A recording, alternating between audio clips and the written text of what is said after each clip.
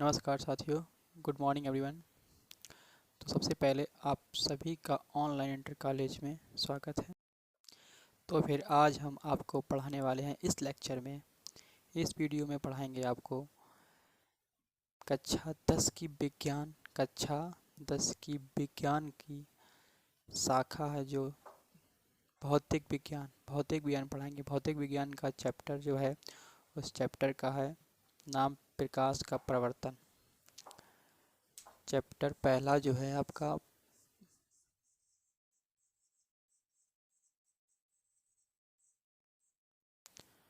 Chapter पहला प्रकाश का परावर्तन।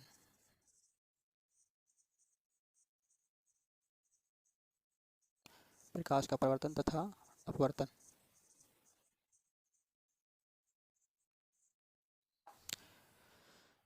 प्रकाश का परावर्तन तथा अपवर्तन बुक में ये एक ही चैप्टर बना दिया, किसी बुक में इनको अलग अलग कर दिया है। तो यानी कि रिफ्लेक्शन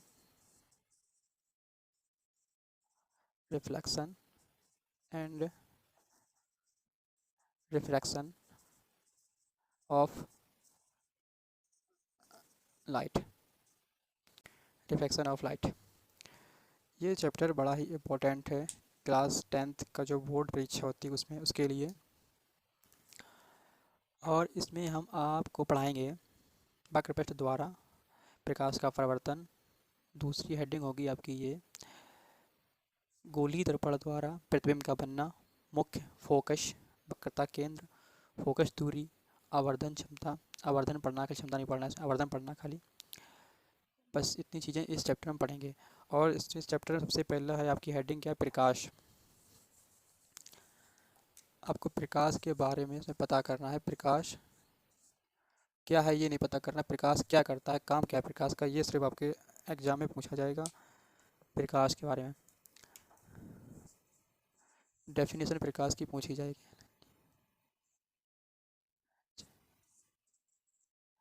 तो प्रकाश की डेफिनेशन जो होती, पहले प्रकाश के बारे में आपको बता दें क्या है प्रकाश। यदि कोई वस्तु अंधेरे में रखी है, कोई वस्तु बंद कमरे में अंधेरे में रखी है तो वह वस्तु हमें दिखाई नहीं देती है, तो वह वस्तु हमें दिखाई नहीं देती है। परंतु जब उस वस्तु पर कोई प्रकाश डालते हैं, लालटेन द्वारा, बल्ब द्वारा, एलईडी द्वारा, मोबाइल की टॉर्च द्वारा, किसी भी प्रकार से प्रकाश यदि उस वस्तु पर हम डालेंगे तो वह वस्तु हमें दिखाई देने लगती है। यह है प्रकाश का काम। बिना प्रकाश के हम किसी भी वस्तु को देख नहीं सकते। राइट या रॉन्ग? राइट ना? तो फिर बात ये, और इसकी प्रोसेस कैसे होती है कि जब कोई प्रकाश या प्रकाश स्रोत है, कोई प्रकाश स्रोत से जब कोई प्रकाश किरण वस्तु पर जाती है तो वह वस्तु फिर हमारी आँखों पर वही प्रकाश वापस आता है जिससे वह वस्तु हमें दिखाने लगती है। ये सिंपल सी प्रोसेस है। जब ये प्रकाश किसी वस्तु पर पड़ता है तो वह वस्तु से प्रकाश वापस हमारी आँखों की ओर आता है। कहाँ आता है? हमारी आँखों की ओर आता है, और जिससे हमारे आँखों में एक संवेदना उत्पन्न होती है, तो उस संवेदना प्रकाश कहते हैं, जिससे वह वस्तु है दिखाने लगती है। और आपके बोर्ड में जो पूछा जाएगा परीक्षा में, क्लास 10th की जो परीक्षा होने वाली है अभी आगे, तो उसमें आपसे पूछा जाएगा प्रकाश की परिभाषा। क्या पूछा जाएगा? प्रकाश की परिभाषा। तो प्रकाश की परिभाषा हमने आपको लिख दी है ये बोर्ड पर, और अब देख लीजिए। प्रकाश एक प्रकार की क्या है? ऊर्जा। प्रकाश एक प्रकार की ऊर्जा है।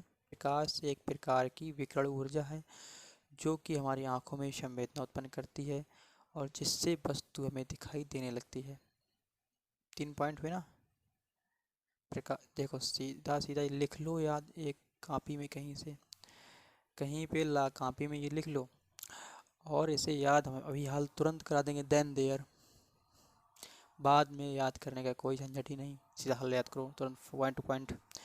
इसमें पॉइंट हैं 3। नंबर 1 कि यह क्या है? ऊर्जा है। याद करो, 3 पॉइंट याद कर लो खाली, बस। ऊर्जा है, और हमें आँखों में क्या करती? संवेदना उत्पन्न करती है। दो वर्ड। तीसरा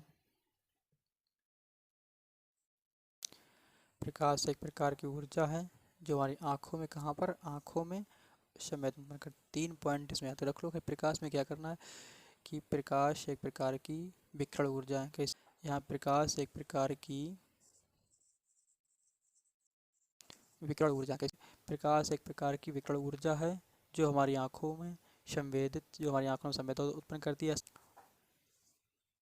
उसे प्रकाश कहते हैं। प्रकाश में 2 पॉइंट और अगर नोट कर लें अब तो बहुत बढ़िया रहेगा। पॉइंट नंबर 1 है प्रकाश की गति निर्वात में कितनी होती है? निर्वात में प्रकाश की गति जो होती है 3 गुणा 10⁸ मीटर प्रति सेकंड। एक पॉइंट ये हो गया आपका। दूसरा पॉइंट तरंग दैर्घ्य लिख लीजिए इसमें, प्रकाश की तरंग दैर्घ्य।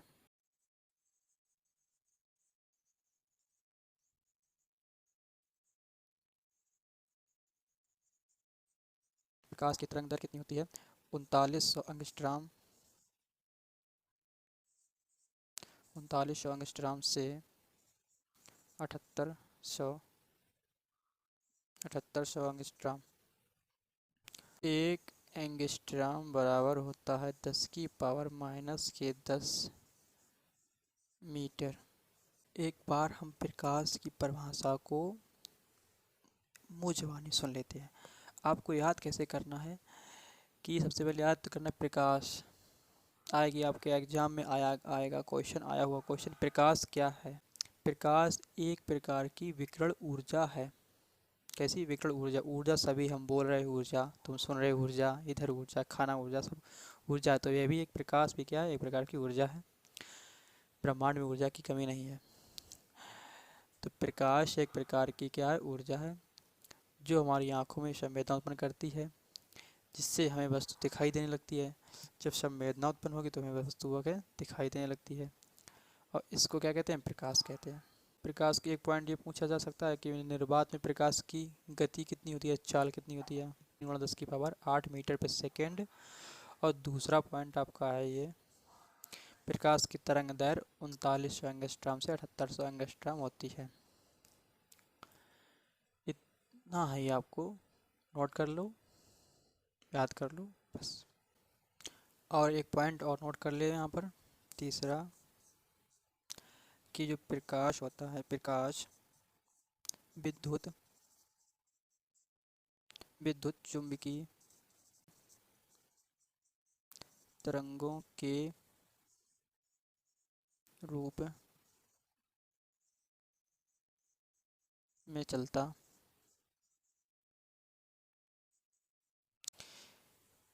और एक पॉइंट और है जो आप ओरली याद कर लें।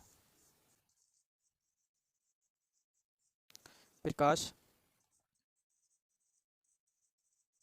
स्वयं नहीं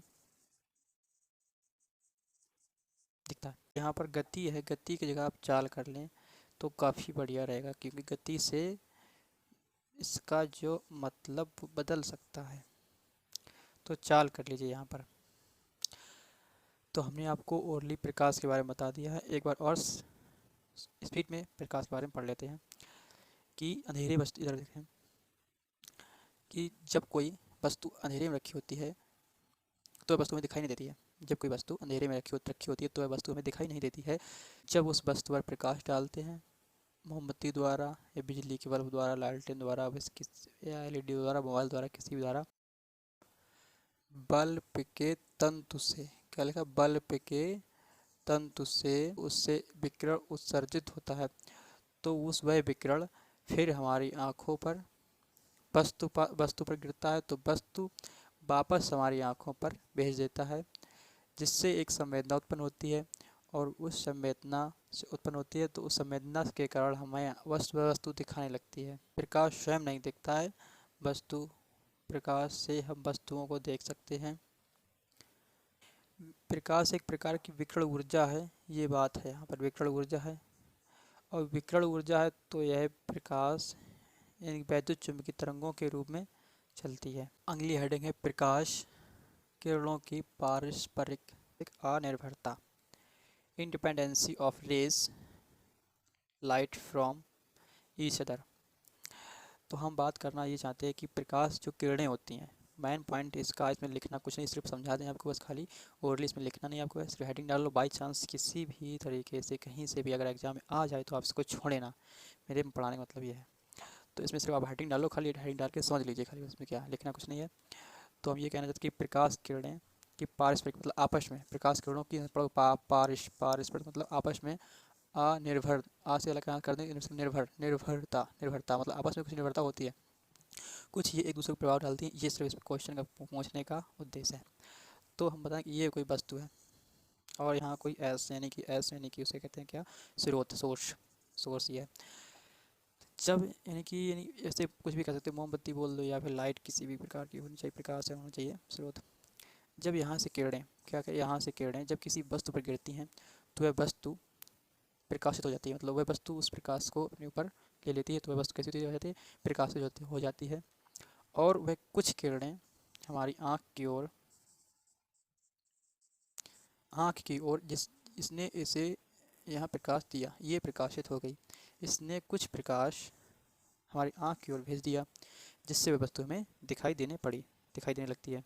तो इस स्रोत से प्रकाश किया, उसने वस्तु को प्रभावित किया और वस्तु भी कुछ प्रभावित हुई अपने आप, और इसने यानी कि वस्तु जो है इसको प्रकाश को प्रभावित करेगी। तो ये जो किरणें ये हमारी आँखों में आई, तो इससे हमें क्या वह वस्तु दिखाने लगती है। कहने मतलब यह है कि प्रकाश का स्रोत जो है और वस्तु ये एक दूसरे को प्रभावित करते हैं, तभी ये वस्तु हमें आप दिखाई देती है। लेकिन यदि दो किरणें हो जाएं, कैसी हो, यदि दो किरणें यानी कि स्रोत एस, दो अगर किरणें S1 S2 यानी कि दो किरणें अगर यदि हों किसी पटलित से यानी कि इधर से निकाली जाएं, ये कोई पर्दा है, यहाँ छिद्र है, एक छिद्र से अगर ये कोई किरणें निकाली जाएं तो ये क्या आपस में एक दूसरे को प्रभावित करेंगी। जब हम ये यानी कि यहाँ L1 एक कोई छाई बनेगी, यहाँ L2 कोई परछाई बनेगी। जब हम S1 को स्रोत यानी कि S1 का स्रोत जो बंद कर देंगे, क्या कर देंगे, बंद कर देंगे, तो हमें पता चला कि ये यहाँ से बंद हो गई। और जो S2 का यहाँ पर तीव्र जो S2 का जो छाया जो प्रतिबिंब बना, जो मतलब प्रतिबिंब नहीं है, छाया जो बनी, उसकी तीव्रता जो है, जो L1 की छाया बनी वो इसकी क्या, L1 की जो तीव्रता और फिर इसको बंद कर दें, क्या है, S2 को बंद कर दें। जब S2 को जब बंद कर देंगे, इसको यहाँ क्रॉस कर देंगे, तो L1 जो S1 से स्रोत से यहाँ से L1 जो बना उसकी तीव्रताओं में कोई अंतर नहीं पड़ता है। इनका कहने का मतलब है जब दो किरणें आपस में होती हैं, प्रकाश की दो किरणें आपस में यदि हैं, वो यदि कहीं से गुजर रही हैं तो एक दूसरे को प्रभावित नहीं करते हैं। कहने का मतलब ये है। तो अगली हेडिंग है प्रकाश का प्रवर्तन। प्रकाश का प्रवर्तन हेडिंग डाल लीजिए और ये प्रमाण दी है बोर्ड पर। जब प्रकाश किसी पॉलिशदार तल पर या चिकने तल पर गिरता है तो उसका अधिकांश भाग वापस लौट आता है। इस प्रकाश के वापस लौटने की प्रक्रिया को प्रकाश का प्रवर्तन कहते हैं। जब प्रकाश किसी पॉलिश या चिकने तल पर गिरता है तो उसका अधिकांश भाग वापस लौट आता है। प्रकाश के चिकने तल से टकराकर वापस लौटने की प्रक्रिया को प्रकाश का प्रवर्तन कहते हैं। ये परिभाषा प्रकाश की है और ये क्वेश्चन हाई स्कूल बोर्ड में बहुत पूछा जाता है। ये क्वेश्चन हाई स्कूल की परीक्षा में, बोर्ड परीक्षा में बहुत बार पूछा जाता है। प्रकाश का प्रवर्तन की परिभाषा और लॉ ऑफ रिफ्लेक्शन, प्रकाश के प्रवर्तन के नियम बहुत पूछे जाते हैं। तो ये चित्र है प्रकाश की परिभाषा का। एक कोई दर्पण M1 M2, एक कोई समतल दर्पण है, क्या है, M1 M2 एक समतल दर्पण है, और जिस पर एक आपतित किरण, ये जो किरण आ रही है, ये किरण इधर की ओर जो आ रही है यहाँ से, ये कोई प्रकाश स्रोत यानी सोर्स है, प्रकाश सोर्स से कोई किरण आई, तो ये जो प्रकाश किरण यानी कि ये जो किरण आ रही है कहाँ, दर्पण पर गिरेगी, यहाँ टकराएगी। दर्पण पर टकराने के बाद ये वापस परावर्तित इधर हो जाती है, इधर वापस नहीं, मतलब ए सोर्स से कोई किरण जो आ रही है दर्पण पर टकराने के बाद इसका परावर्तन इधर हो गया, इस साइड। और ये बिंदु बी पर टकराती है। यहाँ से बी से एक सीधी रेखा अवलंब अगर डालें यहाँ पर, तो ये दो भागों में विभाजित हो जाती है कि आपतित किरण और परावर्तित किरण, आपतित किरण और परावर्तित किरण। और ये जो अवलंब है, ये अवलंब तीनों एक ही बिंदु पर होते हैं, ये पॉइंट। तो आपतित किरण क्या होती है? आपतित किरण ए ए और बी, जो ए बी रेखा है, जो आपतित किरण क्या ए बी रेखा है, ए और बी और यानी एन, ए बी एन के बीच में जो कोण बन रहा है, इसे कोण क्या कहते हैं? आपतन कोण कहते हैं। और इधर एन बी सी से जो कोण ये एंगल बन रहा है, इसे कहते हैं परावर्तन कोण। आपतन कोण ये, परावर्तन कोण ये। परावर्तित किरण जो आने वाली किरण क्या है? जो आ रही किरण वो कौन सी? आपतित किरण। वो कौन सी है? ए और बी, ए बी किरण कौन सी है? आपतित किरण है। और ये लिखना है बी और सी परावर्तित किरण है। ये जा रही है परावर्तन के पश्चात जो किरण जाती है वो उसे क्या कहते हैं? परावर्तन कहते हैं, परावर्तित किरण कहते हैं। और अवलंब एन बी इसका क्या है? अवलंब है। आप बना लीजिए अब। आपतन कोण, परावर्तन कोण, परावर्तित किरण और आपतित किरण, अवलंब, तीनों चीज़ें बता दी हैं डिटेल में। अगली हेडिंग डालिए आप। प्रकाश का परावर्तन हो गया है। प्रकाश के परावर्तन के नियम। प्रकाश के परावर्तन के नियम। लॉ ऑफ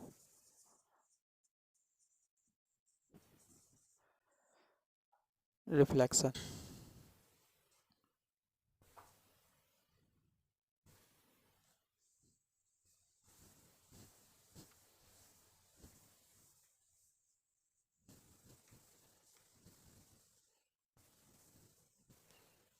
प्रकाश के परावर्तन के नियम। प्रकाश के परावर्तन के नियम दो हैं, लिख लीजिए। प्रकाश के परावर्तन के दो नियम होते हैं। प्रकाश के परावर्तन के दो नियम।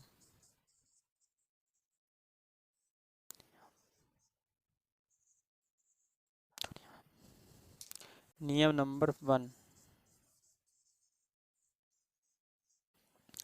नियम नंबर 1 क्या? आपतित किरण और परावर्तित किरण और अभिलंब।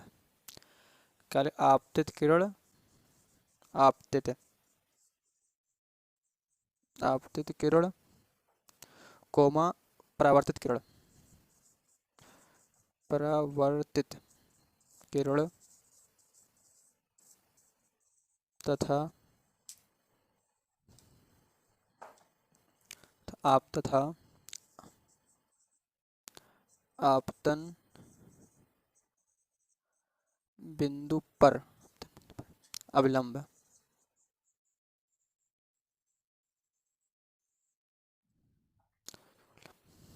बिंदु पर अवलंब तीनों एक ही तल में होते हैं, तल में होते हैं। नियम नंबर 1। नियम नंबर दूसरा। दूसरा क्या है? आपतन कोण। आपतन कोण तथा आपतन कोण तथा परावर्तन कोण सदैव बराबर होते हैं, सदैव बराबर होते हैं।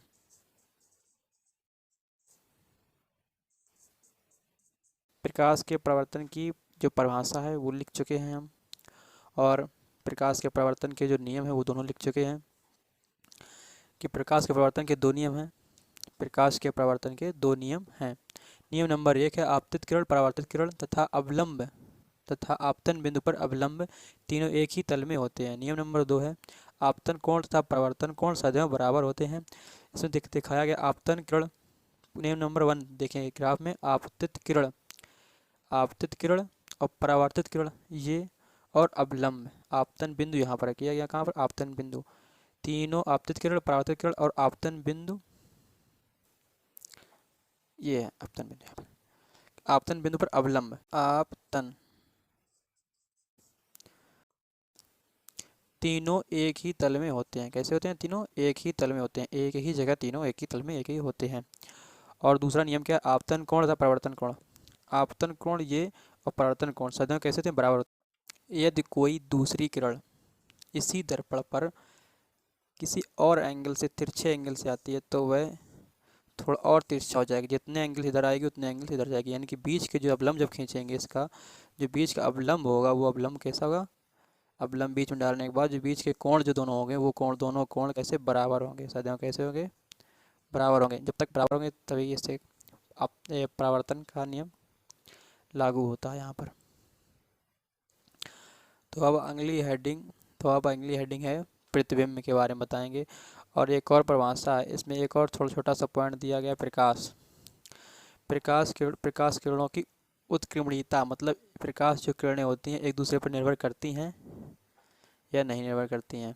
उत्क्रमणीयता जो है वो आपतन किरण और परावर्तन किरण, इनके बीच के जो एंगल है वो के दोनों कैसे हैं, बराबर होते हैं। बराबर होते हैं तो आपतन किरण तथा परावर्तन किरण एक दूसरे पर कैसी, उत्क्रमणीय हैं। एक वर्ड कहीं पर आप लिख लीजिए, उत्क्रमणीय। उत्क्रमणीय,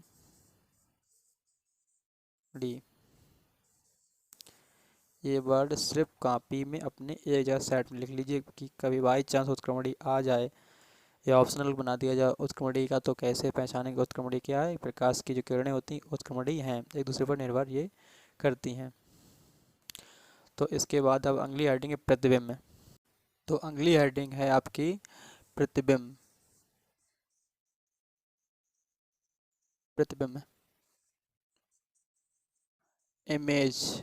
अब पढ़ेंगे हम इमेज के बारे में, जो प्रतिबिंब होते हैं, प्रतिबिंब यानी प्रतिबिंब कैसे बनते हैं, गोली दर्पण के द्वारा इमेज पढ़ाएंगे अब।